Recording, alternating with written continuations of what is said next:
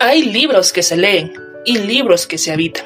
Hay historias que se escuchan y otras que nos envuelven como un viento tibio que arrastra ecos de un pasado que nunca vivimos, pero que sentimos como propio. Hoy, querido oyente, te invito a viajar, no con mapas ni relojes, sino con la sensibilidad del corazón. A cruzar un puente hecho de palabras y entrar en un lugar donde la realidad se funde con lo imposible, y donde los seres humanos caminan acompañados por su destino, sus fantasmas y sus sueños. Ese lugar se llama Macondo, y hoy, en este episodio especial, abriremos sus puertas para reencontrarnos con la obra más emblemática del realismo mágico. 100 años de soledad, escrita por uno de los narradores más luminosos que ha dado nuestra lengua, Gabriel García Márquez. Pero antes de escuchar los latidos de Macondo, debemos conocer al hombre que los imaginó.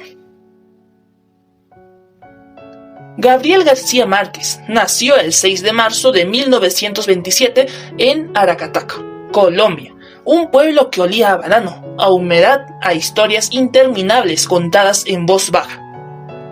Fue criado por sus abuelos maternos, y de ellos aprendió que lo real y lo extraordinario podían vivir sin explicarse. De ese origen nació el realismo mágico, de esa mezcla de memoria, nostalgia y asombro. García Márquez creció, estudió Derecho, lo dejó y se convirtió en periodista. Recorrió Colombia y América Latina.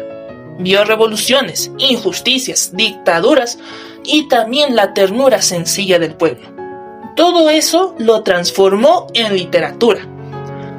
En 1967, luego de años de trabajo silencioso, publicó 100 años de soledad, una obra que no solo lanzó a la fama mundial, sino que también cambió para siempre el modo de contar historias en español. En 1982, recibió el Premio Nobel de Literatura y el mundo entero reconoció su extraordinaria habilidad para convertir lo cotidiano en mito. Su obra, sin embargo, no solo es literatura. Es una casa hecha de recuerdos. Es una herencia cultural que vive, que sigue viva en cada lector que abre sus páginas. La novela inicia con una frase que es casi un universo en sí misma. Muchos años después, frente al pelotón del fusilamiento. Con esas palabras, García Márquez nos dice que el tiempo en Macondo no es lineal. El pasado, el presente y el futuro se entrelazan como hilos dorados. La historia comienza mucho antes de ese fusilamiento. Empieza cuando José Arcadio Buendía y Úrsula Iguarán, dos primos unidos por un amor prohibido y una culpa ancestral, deciden abandonar su pueblo natal tras un crimen trágico. José Arcadio, atormentado por un muerto que lo persigue en sus sueños, busca un lugar donde construir una existencia nueva, purificada. Durante su travesía, José Arcadio tiene una visión: un pueblo rodeado por agua, aislado, perfecto. Así nace Macondo, una aldea que al principio parece suspendida en el tiempo, sin contacto con el resto del mundo.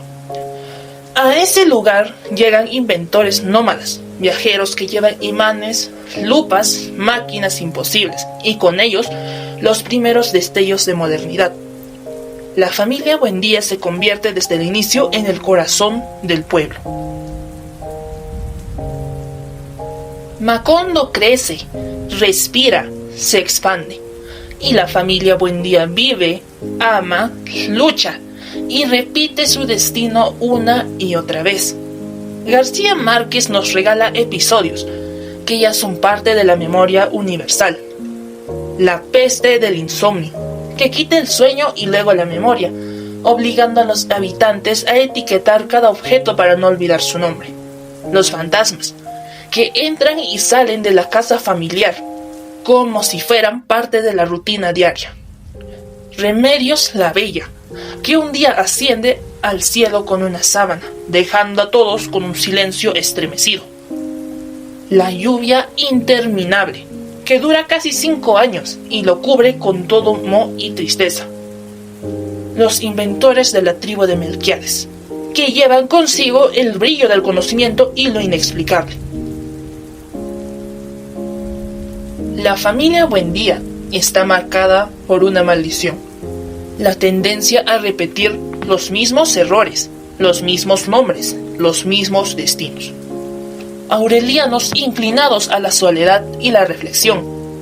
José Arcadios poderosos, impulsivos, intensos. Cada generación parece condenada a vivir una versión distinta de los mismos dolores.